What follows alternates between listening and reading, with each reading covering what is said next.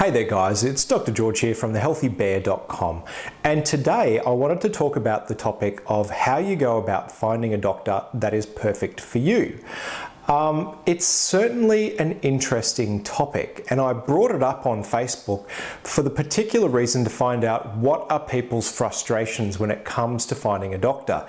And by far it seems one of the most common things is finding somebody that listens is very, very important, in addition to finding somebody that's competent and good at what they do.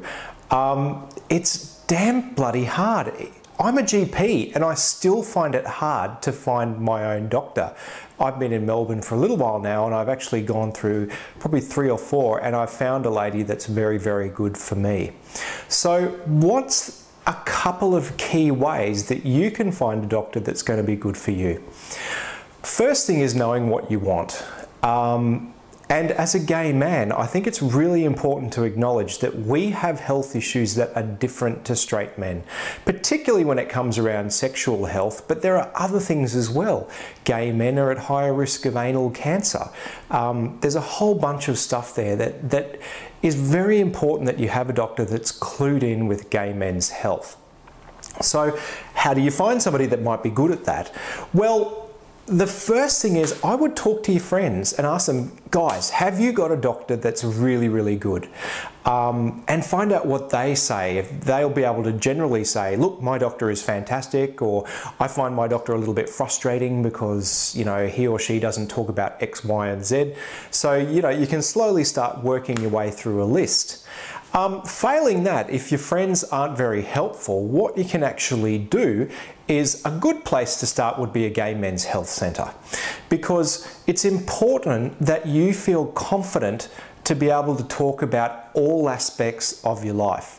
One of the things I find very difficult as a GP is when patients come to see me for problem X and they go and see GP somewhere else for problem Y, and they might be seeing 3 or 4 different GPs, and it's really hard to be able to offer holistic care if people are seeing lots of different doctors, especially if there's no communication between the doctors. So that one's really, really important. So it's good to feel that you have somebody who listens to all of your problems, no matter what they may be.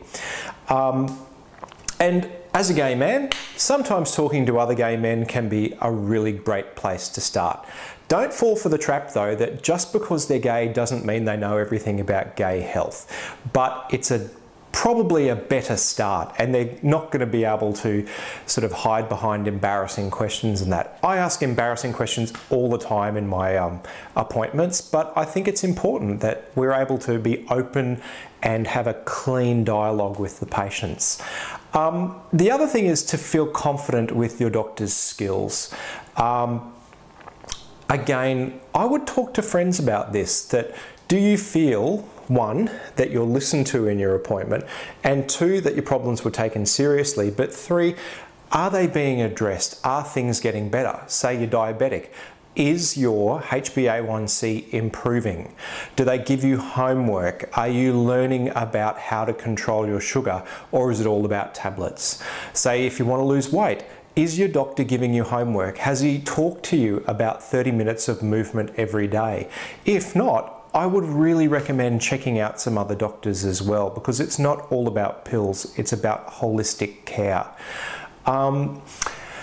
On a final note, and this was the reason that I was prompted to make this video, was that I'd put a questionnaire up about creating some info products for you guys.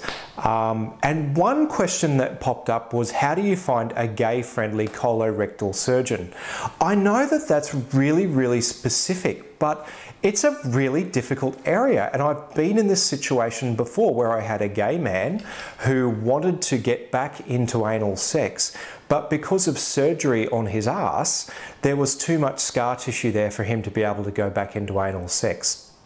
Now, a lot of colorectal surgeons would go, oh well, too bad. But with a little bit of exploring, I was actually able to find a colorectal surgeon that was very gay friendly. I don't know whether he was gay, but certainly he was open to the idea of me sending him a letter saying, look, this bloke's gay, He wants to be able to have his sexual expression through anal sex, and currently he can't do that because of scar tissue.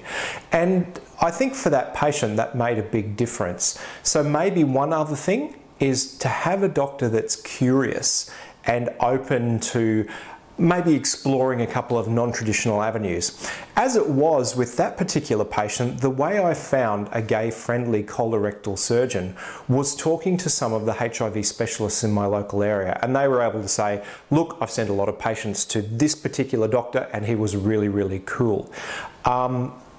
So it's about having a doctor that you feel comfortable with, a doctor that's competent in what they do, and a doctor that has a good network of other people who are also cool, because that's very, very important. I know that that sounds like a bit of a daunting task, but look, to quote my friend, James, you got to jump across a lot of dog shit to get to the swings. So guys, don't feel bad about auditioning your doctor, because there are a lot of doctors out there and we can't be everything to everybody. Each doctor is going to have a different style, and I think it's really important that you find somebody that matches well with you. Guys, I know that there's going to be some questions, so please leave a question below, and feel free to share your comments, thoughts, and as I said, questions. Guys, I'd really like to hear from you on this one, because it helps me with my patients, but it also helps other doctors to learn about ways that they can better serve members of the gay community as well. Guys, have a fantastic day. Yours in good health, Dr. George.